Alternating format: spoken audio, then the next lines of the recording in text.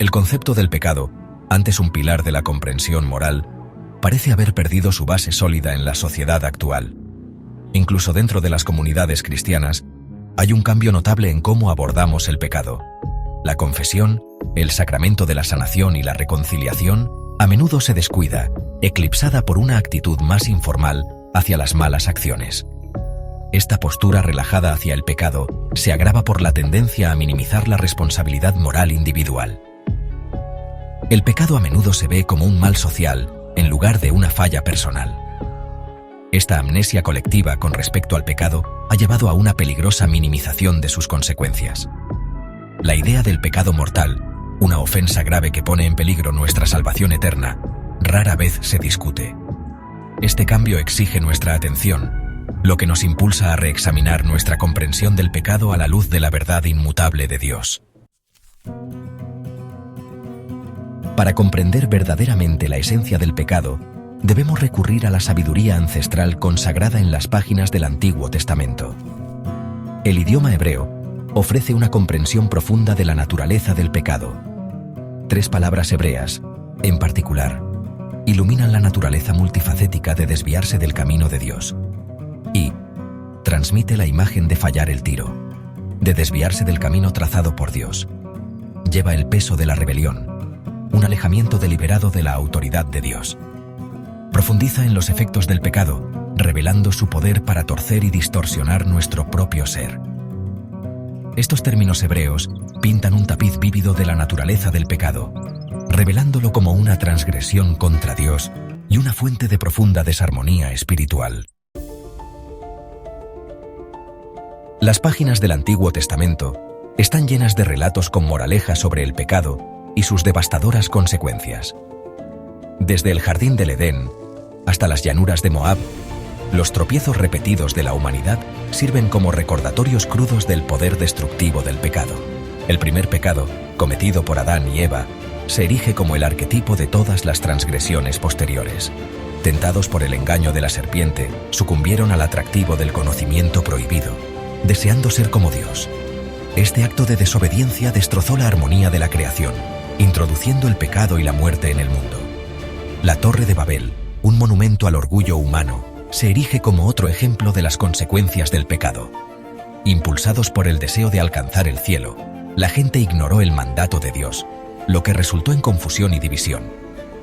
A lo largo del Antiguo Testamento, nos encontramos con un ciclo recurrente de pecado, castigo, arrepentimiento y misericordia divina. Sección 4. Tras las huellas del Redentor. El abrazo del perdón de Jesús. Con la llegada de Jesucristo, nuestra comprensión del pecado adquiere nuevas dimensiones. Jesús, la encarnación de la misericordia de Dios, se acerca a los pecadores con compasión y comprensión. Cena con recaudadores de impuestos y prostitutas, demostrando que el amor de Dios se extiende incluso a los corazones más endurecidos. A través de sus parábolas, Jesús ilumina el poder transformador del perdón, como se ve en la parábola del Hijo Pródigo.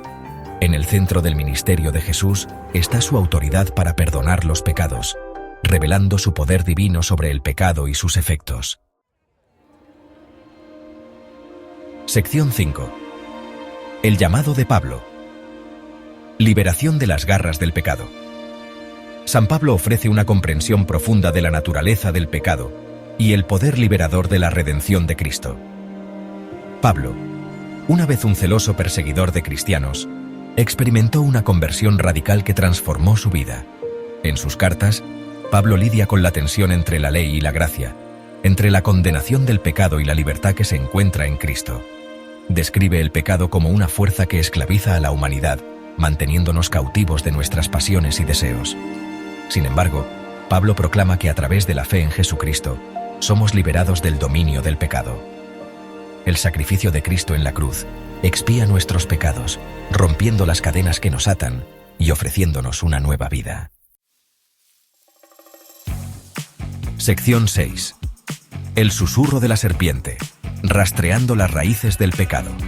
Para comprender la naturaleza insidiosa del pecado, debemos profundizar en sus orígenes, rastreando sus raíces hasta el jardín del Edén. La serpiente tentó a Eva con la promesa del conocimiento prohibido. susurrándole que sería como Dios. Esta tentación se encuentra en el corazón de todo pecado, el deseo de usurpar la autoridad de Dios. El pecado es un rechazo de nuestra dependencia de Dios, una declaración de que sabemos más que nuestro Creador. Las consecuencias de este pecado original son de gran alcance, afectando nuestras relaciones con Dios, entre nosotros y con la creación misma. Sección 7. Una lucha eterna. La tentación persistente del pecado. La tentación de pecar es una lucha eterna, una batalla continua dentro del corazón humano. Todos los días nos enfrentamos a decisiones que ponen a prueba nuestra lealtad a Dios. El atractivo de la gratificación instantánea, la seducción del poder y el susurro del orgullo nos invitan a desviarnos de la rectitud. Sin embargo, no estamos indefensos en esta batalla espiritual. A través de los sacramentos, particularmente la confesión y la Eucaristía, Dios nos equipa con la gracia para resistir la tentación. El camino hacia la santidad es una peregrinación de por vida, marcada tanto por victorias como por reveses.